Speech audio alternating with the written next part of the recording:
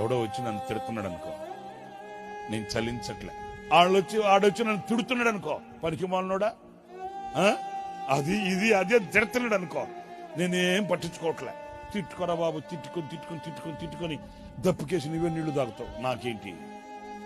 అవి వచ్చి నాకు తగులుతున్నాయి, అవి వచ్చి నన్ను బాధిస్తా, తిట్టుగా అని మౌనంగా. ఎందుకంటే నేను మౌనంగా ఉన్నానంటే రోషం చచ్చింది, పౌరుషం చచ్చింది, కోపం చచ్చింది.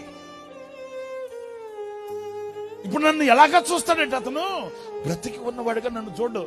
ఈడొకడు సిగ్గులేనాడు, సచ్చినాడు, ఈయన తిట్టినా ఒకటే తిట్టకపోయినా ఒకటే, ఈయన పట్టించుకునేదాని అవసరం అంతే. ఇప్పుడు నేను ఈ విషయాలలో, నా భూమి మీదనున్న నా అవయవము యొక్క విషయాలలో నేను సచ్చిన వాడిని అనుకోండి. ఇవన్నీ ఈ భూమి మీద ఈ అవయవాలలో ఉన్న ఆశలే కానీ, కోరికలే కానీ, ఉద్రేకాలే కానీ, ఉద్దేశాలే కానీ అవి సచ్చాయి అనుకోండి, నేను సచ్చినట్టే. అంటే ఆత్మలో ఎదిగిన, ఆత్మలో వర్ధిల్లుతున్న ఒక వ్యక్తి ఈ లోకంలో ఏ స్థితిలో ఉంటాడు? సచ్చిన స్థితిలో ఉంటాడు.